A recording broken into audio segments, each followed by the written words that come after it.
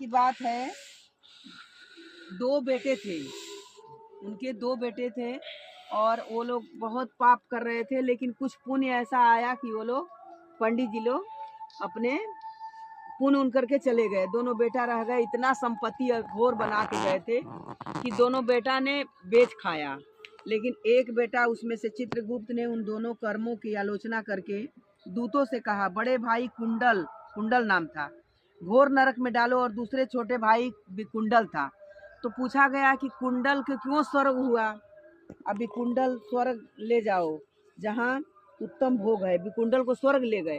दोनों भाई पूछने लगे। तब एक दूत कुंडल को नरक में फेंकने के लिए ले गया।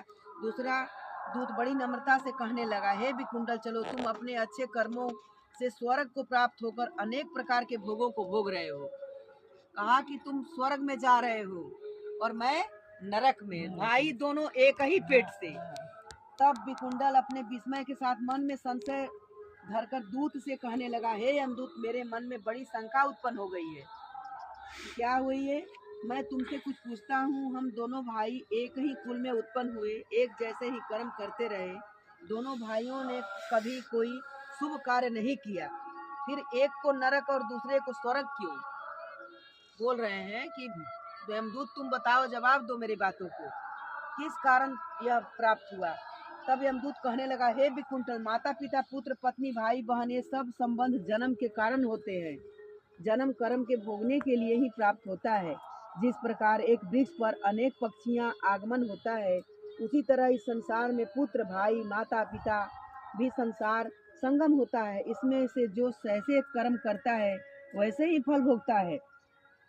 तुम्हारा भाई अपने पाप कर्मों के कारण नरक में गया, तुम अपने पूरे पुण्य कर्म के कारण स्वर्ग में जा रहे हो। तब विकुंडल ने आश्चर्य से पूछा, मैंने तो आज जन्म में कोई धर्म का कार्य नहीं किया है। विकुंडल कह रहा है कि मैंने भी तो कोई धर्म का कार्य नहीं किया है, सदैव पापों में ही लगा रहा। मैं अपने पुण्य के कर्म को नहीं जानता। यदि तुम मेरे पुण्य के कर्म को बताओगे तो मुझे बहुत भाग्यशाली मैं समझूंगा।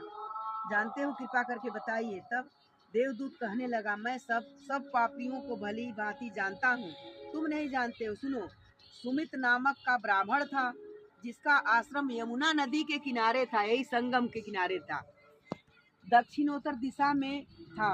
उसके साथ जंगल में ही तुम्हारी मित्रता हो गई। मतलब तुम आए थे तो उससे मित्रता हो गई, और उसके साथ तुमने 2 बार माघ में यमुना स्नान किया, संगम में 2 बार स्नान किया।